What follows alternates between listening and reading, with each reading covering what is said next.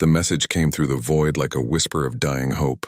Captain Sarah Chen sat in her chair aboard the exploration ship Pathfinder, watching the stars through the viewport when her communications officer called out, "Captain, we're picking up a transmission. It's not in any human language." Sarah turned toward the young officer. Lieutenant Rodriguez had been with the crew for 2 years, and she had never heard his voice shake like this. "Put it through the translator." The bridge fell silent as the alien voice filled the air. It was soft, musical, and desperately sad. The universal translator worked slowly, converting the strange words into something humans could understand. "To any who can hear this message across the dark between stars, we are the Villani of Viridian Prime. We are dying. Our cities burn while our children hide underground. For 3 months, the swarm has consumed our world. They eat everything, our buildings, our forests, our people. We have no weapons. We are healers and teachers, not warriors. Please, if anyone can hear this, help us. Our time grows short." The message repeated again, then again. Sarah felt her hands grip the arms of her chair. Around the bridge, her crew stared at their instruments in shocked silence. "How far?" Sarah asked. "The signal originated from the Kepler sector, ma'am." "About 12 light years from here." Sarah stood up. She had seen many things in her years exploring the outer rim of human space. She had met peaceful aliens who traded knowledge for technology. She had seen the ruins of civilizations that destroyed themselves through war, but she had never heard anything like this. A cry for help from people who had no way to defend themselves. "Send a message to Earth Command. Full priority. Tell them we have a situation." The response from Earth took 6 hours to reach them. When it came, it was brief and direct.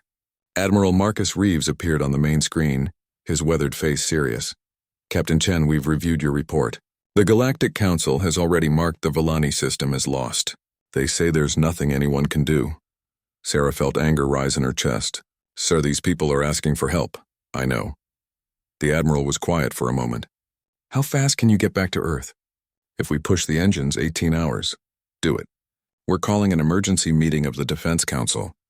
The journey back to Earth felt longer than usual. Sarah kept thinking about the Villani message. She had heard the fear in that alien voice. These were people, different from humans, but still people, and they were going to die while the galaxy watched and did nothing.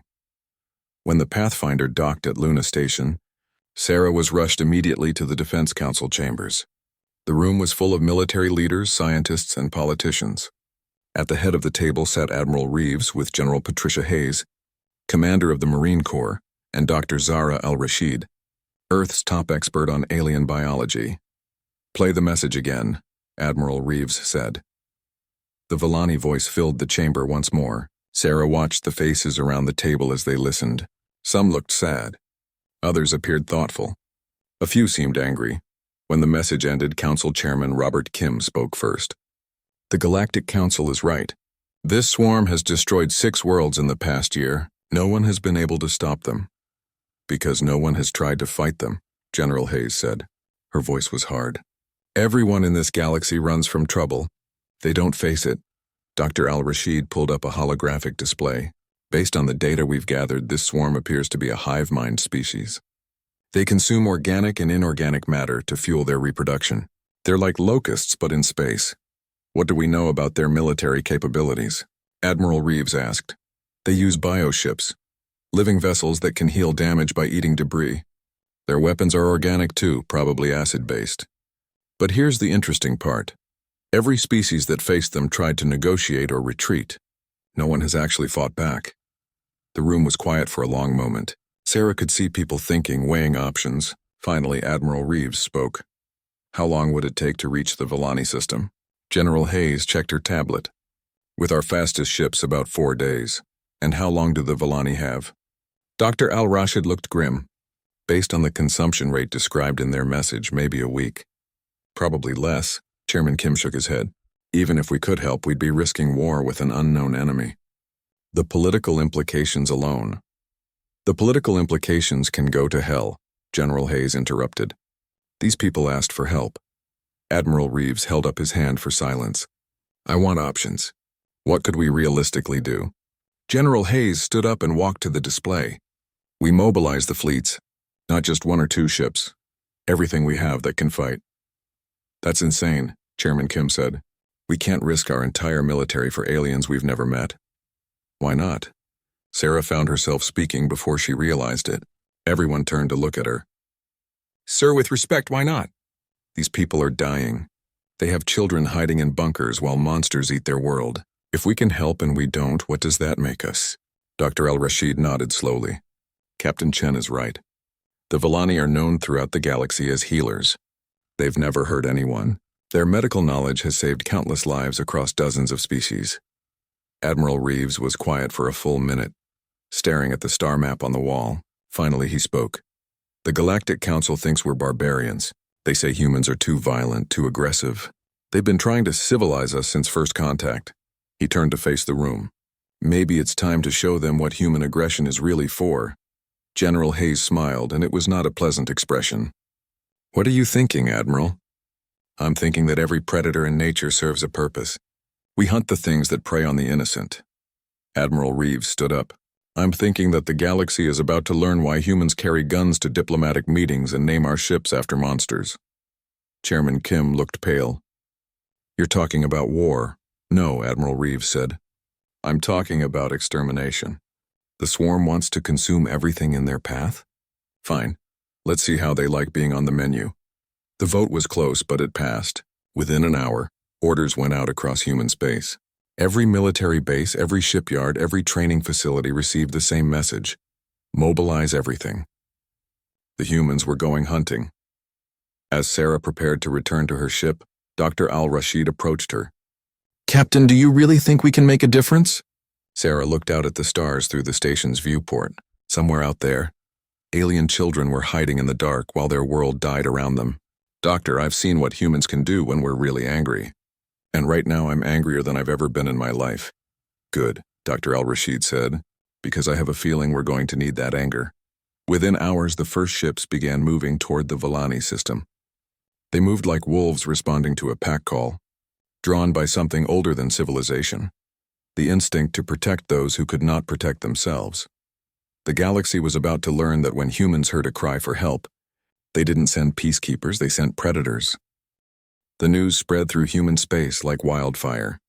Within 12 hours of the Defense Council's decision, every major news network was broadcasting the same story. Humanity was going to war. At Luna Base, Admiral Keiko Tanaka stood on the observation deck watching the ships arrive. One by one, vessels from across the solar system came to answer the call. Destroyers from Mars, cruisers from the Jupiter colonies, even mining ships from the asteroid belt, hastily fitted with weapons and armor. It's beautiful in a terrifying way, said Commander Torres, joining her at the window. Admiral Tanaka nodded.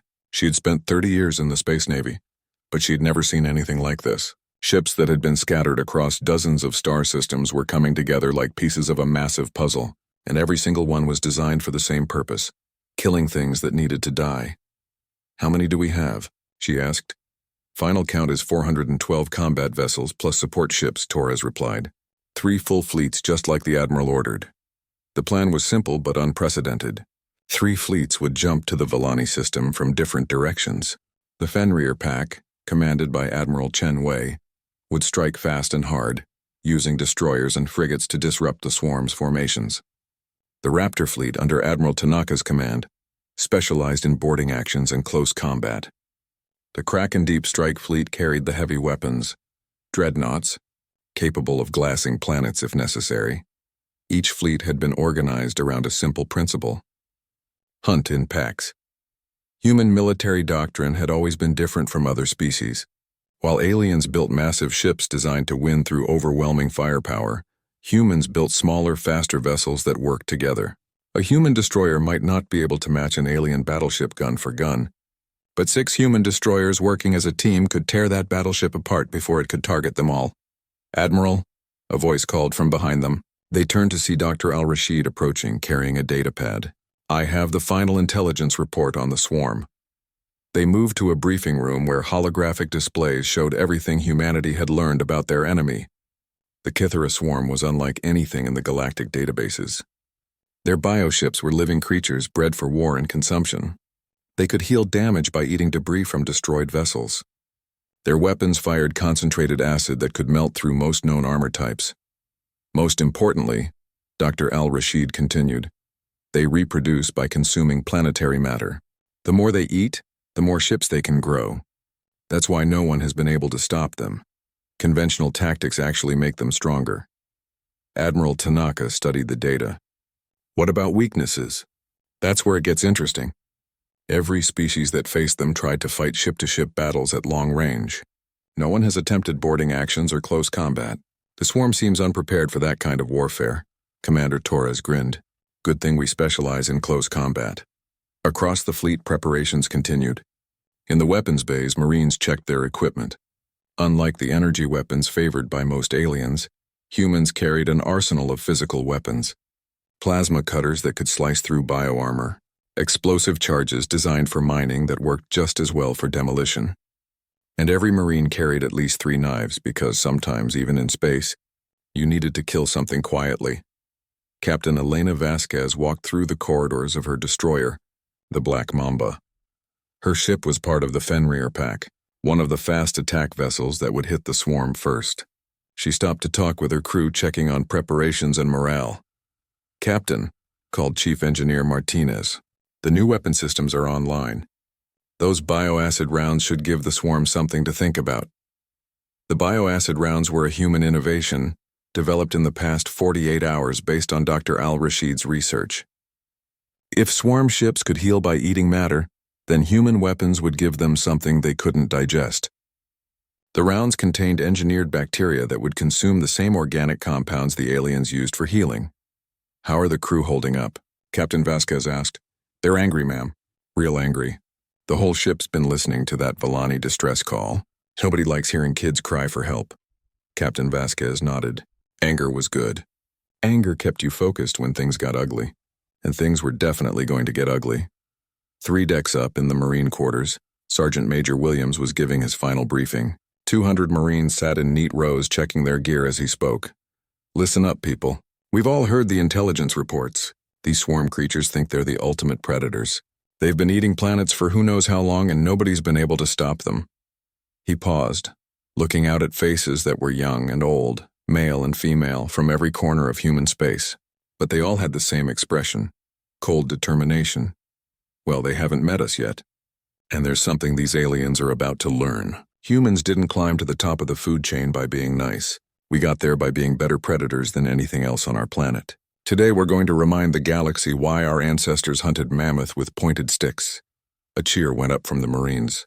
It was not a sound any alien would recognize. It was the war cry of Earth's apex predator, finally given a worthy target. On the flagship Apex Predator, Admiral Marcus Reeves met with his fleet commanders via hologram. Admiral Chen Wei's image flickered slightly due to the quantum encryption, but her voice was clear. "Fenrir pack is ready, sir. 20 fast attack vessels, all equipped with the new bioweapons. We'll hit them from the outer system and draw their attention." "Raptor fleet standing by," Admiral Tanaka reported. 15 heavy cruisers with full Marine complements. We'll punch through whatever hole Fenrir creates and get our people onto their ships. "Kraken Deep Strike is locked and loaded," Admiral Chen Wei added. 8 dreadnoughts with enough firepower to sterilize a continent. "If these things can't be negotiated with, we'll show them what extinction looks like." Admiral Reeves nodded. "Remember, people, this isn't about glory or conquest. There are innocent civilians depending on us. Children hiding in bunkers while their world burns. We're not going there as conquerors. We're going as exterminators." The final preparations took another 6 hours. Ships that had been built in different yards, designed by different teams, armed with different weapons, somehow came together into a unified force. It was like watching individual wolves form a pack, each one dangerous alone, but together they became something far more deadly. As the fleets prepared to jump to hyperspace, messages poured in from across human space, from the colonies on New Tokyo, wishing them luck, from the mining stations in the Outer Rim, offering supplies, from Earth itself, where children in schools had sent drawings of spaceships fighting monsters. But the message that meant the most came from an unexpected source. The Villani had somehow managed to boost their transmitter signal. Dr. Al-Rashid translated it personally. "To the humans who answered our call, we do not know what you are, but we know what you have chosen to become. You are hope where there was none. Fight well, hunters of the void. As the first ships began their jump to hyperspace, Admiral Reeves made one final broadcast to the fleet. In Earth's history, every civilization that cried for help had to wait for heroes to be born. Today, we're not waiting for heroes. We're bringing 3 fleets of them. The swarm thinks they know what predators look like. They're about to get an education. The ships vanished into hyperspace one by one, carrying 400,000 human warriors toward a battle that would change the galaxy forever. Behind them, Earth watched and waited, knowing that when their children returned, the universe would be a very different place. The wolves were hunting. The human fleets dropped out of hyperspace at the edge of the Viridian system and found hell waiting for them. Where once there had been 3 moons orbiting the Villani homeworld, now only one remained. The other 2 were gone, consumed completely, leaving nothing but clouds of organic debris that pulsed with sickly bioluminescence. The planet itself was wrapped in a writhing mass of swarm ships, thousands of them, feeding like parasites on a dying host. "Jesus Christ," whispered Lieutenant Rodriguez aboard the Pathfinder, now part of Admiral Tanaka's Raptor fleet. "There's so many of them." Captain Sarah Chen, promoted to Fleet Tactical Coordinator, studied the scanner displays. The Kythera bioships were unlike anything in human military databases. They looked like massive insects crossed with deep-sea creatures, their hull surfaces rippling with what appeared to be muscle tissue. The largest ones were over 2 kilometers long, big enough to swallow a human destroyer whole. "Count?" Admiral Reeves asked over the comm. "Conservative estimate 15,000 ships," Sarah replied. "They're organized in clusters around consumption points. Looks like they're strip mining the planet's surface." "Any sign of Villani survivors?" Sarah checked the sensors again. Deep beneath the planet's surface, her instruments detected faint energy signatures. "Yes, sir. Underground installations, heavily shielded. Looks like they're still alive down there." "Not for long." Admiral Chen Wei cut in from the Kraken fleet. "Those bioships are boring down like termites. The Villani have maybe 6 hours before the swarm reaches their shelters." Admiral Reeves was quiet for a moment, calculating. 15,000 enemy ships against 400 human vessels. The odds were terrible. In any conventional battle, the humans would be completely outnumbered. Fortunately, humans had never been interested in fighting fair. "All fleets, this is Admiral Reeves. Remember the plan. We're not here to win a battle. We're here to save lives. Fenrir Pack, you're up first. Show them what Earth's wolves can do." Admiral Chen Wei's voice crackled across the comm. "Fenrir Pack, attack formation. Target the outer perimeter clusters. Let's see how these bugs like being on the wrong end of the food chain." 20 human destroyers accelerated toward the swarm at maximum burn. They moved in perfect coordination, like a pack of wolves converging on prey. The lead ship, Captain Vasquez's Black Mamba, opened fire first. The bioacid rounds struck a Kythera cruiser and immediately began their work. Instead of bouncing off bioarmor or being absorbed like conventional weapons, the engineered bacteria started consuming the ship's organic hull. Within seconds, holes appeared in the alien vessel's skin, spreading like infection. The Kythera response was immediate and violent. Hundreds of bioships turned toward the human attackers, firing streams of concentrated acid. But the human destroyers were already moving, weaving between the alien formations like predators that had done this dance 1,000 times before. "Mamba to all ships," Captain Vasquez called out as her destroyer rolled to avoid a bioplasma burst. "These things are big, but they're slow. Stay mobile, hit and run. Don't give them a stationary target." The Fenrir Pack demonstration was brutal and effective. Human ships would dart in, unload their bioacid rounds into a swarm vessel, then accelerate away before the aliens could respond. The infected bioships began to die from the inside out. Their own healing mechanisms turned against them. But the real shock came when the first Kythera ship attempted to heal by consuming debris from a damaged human vessel. Captain Torres, commanding the destroyer Honey Badger, watched his enemy literally rot away as the engineered bacteria spread through its feeding systems. "All ships, this is Torres. The bugs just tried to eat our wreckage, bad idea. The bioweapon transfers through consumption. They're poisoning themselves." Within an hour, the outer perimeter of the swarm was in chaos. Ships that had tried to heal from battle damage were dying from bacterial infection. The Kythera hive mind, which had consumed 6 worlds without serious resistance, suddenly found itself facing an enemy that turned their greatest strength into a fatal weakness. "Raptor Fleet, you're clear for Phase 2, Admiral Reeves announced. Take us in. Admiral Tanaka's heavy cruisers accelerated toward the planet, using the confusion created by Fenrir Pack to punch through the swarm's defenses. But instead of engaging in long-range combat, the human ships did something no alien species had ever attempted. They got close. The cruiser Velociraptor, Admiral Tanaka's flagship, pulled alongside a Kithra biocruiser and extended boarding tubes. Marines in full combat armor poured into the alien vessel like antibodies attacking an infection.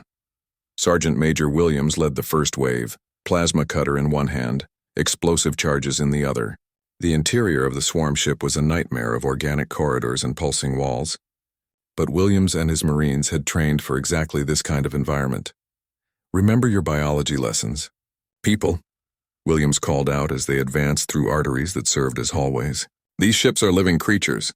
Heart, lungs, brain. Find the vital organs and shut them down. The Marines moved through the bioship like a virus, targeting nerve clusters and organ systems. When they encountered Kithra defenders, insectoid creatures the size of bears, they discovered that human close combat training gave them a crucial advantage.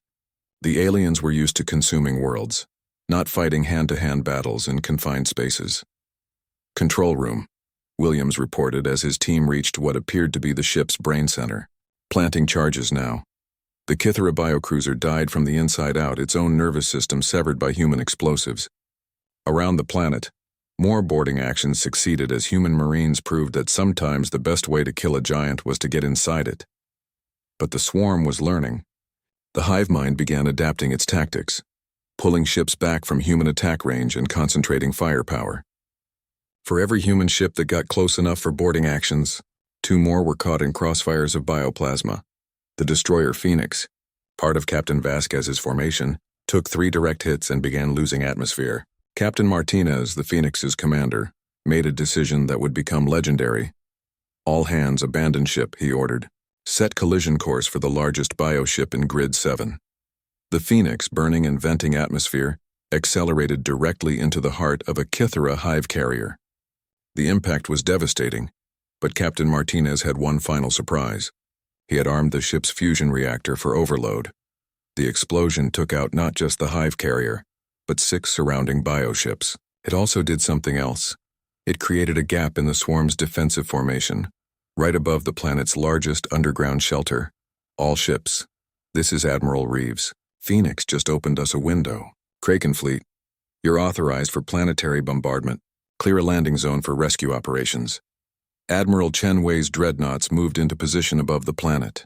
Their weapons were designed for one purpose: destroying things that absolutely needed to be destroyed. When they opened fire, the bioships covering the Villani shelters simply ceased to exist. Landing zone clear, Admiral Chen Wei reported.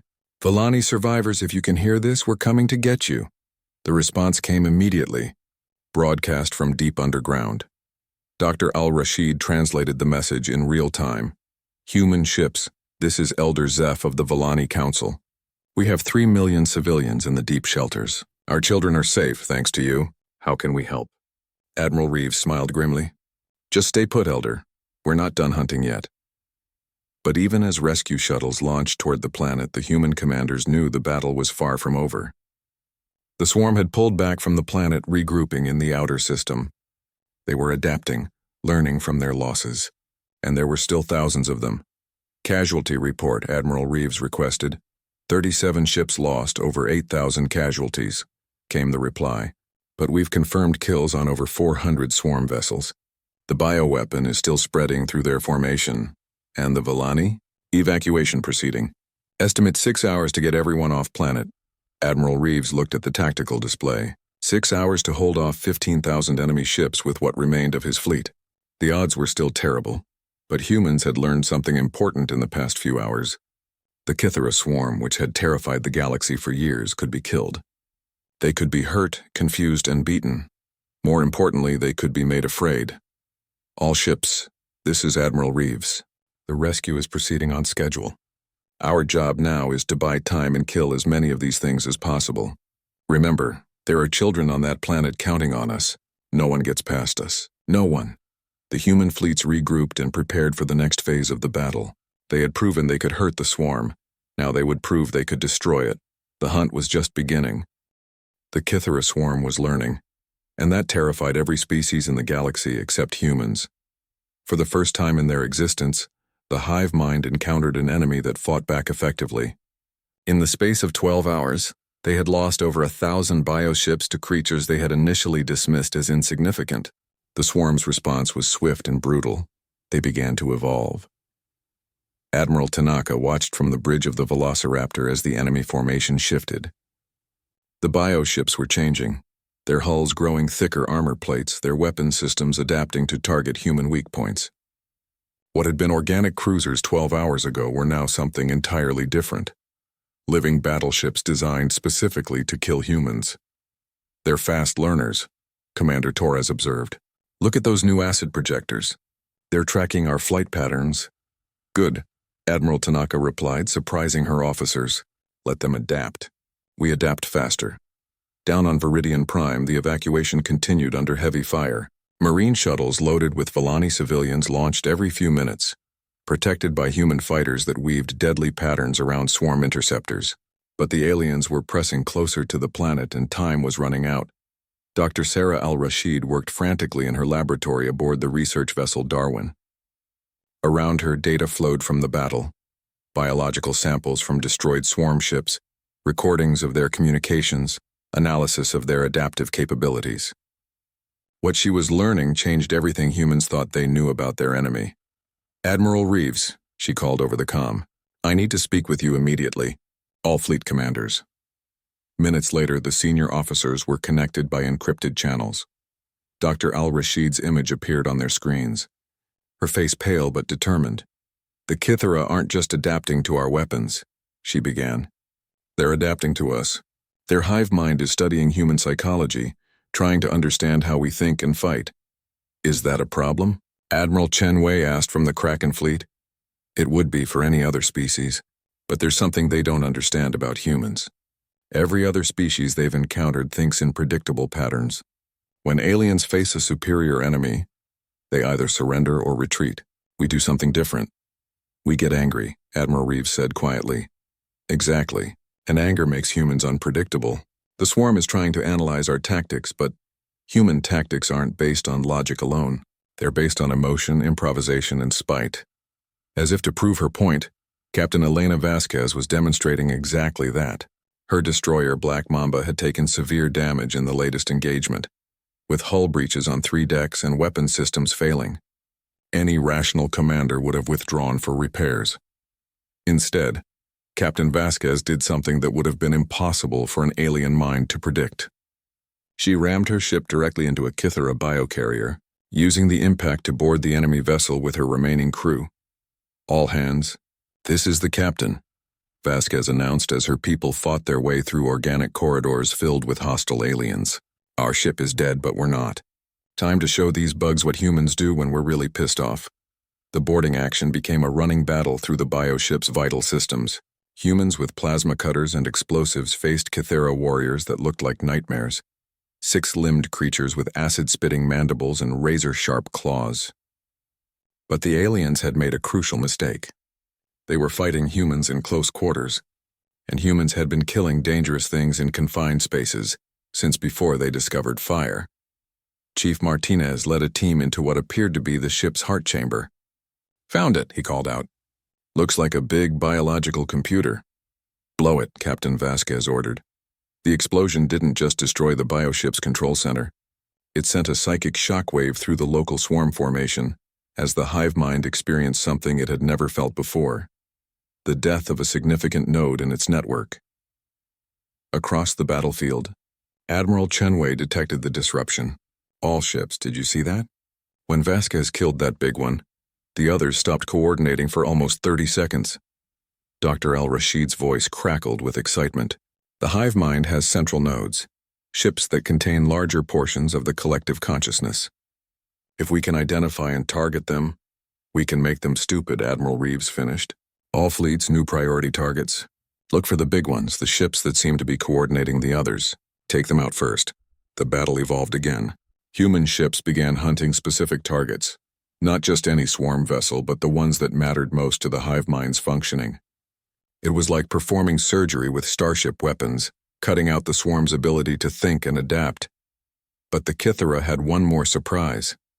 As human forces pressed their advantage, something new emerged from the planet's atmosphere, a bioship unlike anything they had seen before.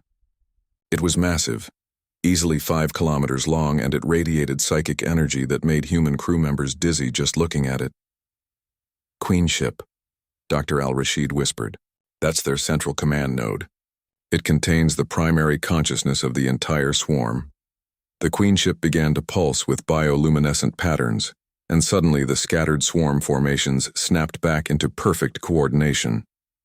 Worse, the psychic emanations from the massive vessel began affecting human crews. Lieutenant Rodriguez, aboard the Pathfinder, grabbed his head as alien thoughts tried to force their way into his mind. Around him, other crew members staggered as the Kythera hive mind attempted to dominate their consciousness. But instead of the submission the swarm expected, it encountered something that shocked the alien intelligence.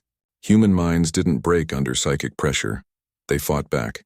And when humans fought back, they got creative. Commander Torres, his head pounding from psychic interference, had an idea that was completely insane. All ships, he broadcast. Everyone who's getting mind blasted, focus on the angriest memory you have. Think about every time someone tried to push you around. Feed that rage back at them. The effect was immediate and devastating. 30,000 human minds, all simultaneously furious, created a psychic feedback loop that the hive mind was completely unprepared for. The queenship's bioluminescence flickered as alien consciousness recoiled from the sheer intensity of human anger. It's working, Dr. Al-Rashid called out. The queen's losing control of the peripheral nodes. Keep it up. Across the fleet, humans focused their rage like a weapon. They thought about the Villani children hiding in bunkers. They thought about the worlds the swarm had consumed. They thought about bullies and tyrants and everything that had ever made them want to fight back. The queenship began to convulse, its bioluminescent patterns becoming erratic. Around it, smaller swarm vessels lost coordination, some even attacking each other as the hive mind struggled to maintain control. All weapons, target that queenship, Admiral Reeves ordered. Every gun we have. End this. But before the human fleets could concentrate their fire, sensors detected something new. Deep space monitoring stations picked up massive energy signatures approaching from the edge of the system.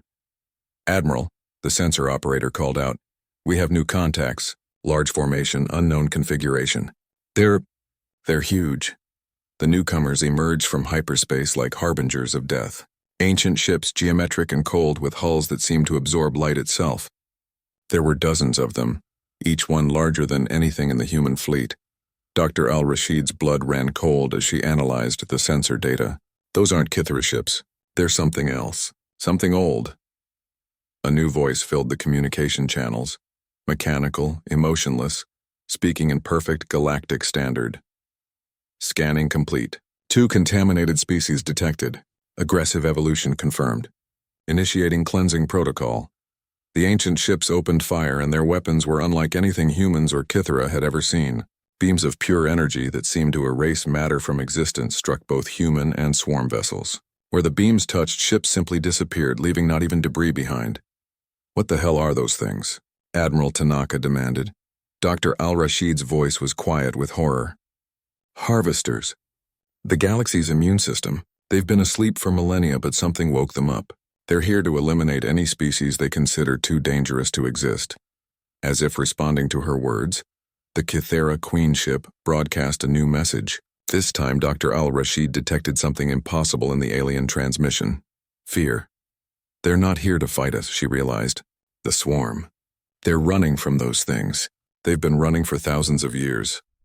Admiral Reeves stared at the tactical display as ancient death machines began systematically destroying both human and Kythera forces. The battle for Viridian Prime had become something else entirely. A fight for the survival of organic life itself.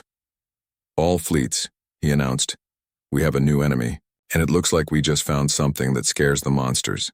The war was evolving again, and humanity was about to learn that sometimes the galaxy needed its predators to protect it from something far worse. The harvester weapons carved through space like the wrath of dead gods, erasing human and Kythera ships with equal indifference. Admiral Marcus Reeves watched, his fleet die around him as the ancient machines demonstrated why the galaxy had been peaceful for so long. Everything dangerous. Enough to threaten that peace had been eliminated long ago, almost everything. Admiral, Dr. Al-Rashid called from her laboratory ship. I'm reading massive psychic distress from the Kithara Queen ship. They are trying to communicate. Put it through. The bridge of the apex predator filled with alien thoughts translated into words humans could understand. But beneath the language was something else, raw, desperate terror. Human predators, the Queen Mind spoke. We have been fools. For 10,000 years we have consumed worlds, fleeing the cleaners. We thought you were prey. We were wrong. You're damn right you were wrong, Admiral Reeves replied. You killed innocent people. Yes, we consumed your protected ones. But the cleaners will kill us all. They wake when species grow too dangerous. Your arrival triggered their sensors. They come to sterilize this galaxy. Around them, more ships died. A human cruiser simply vanished as a harvester beam touched it. A Kithara biocarrier dissolved into component atoms.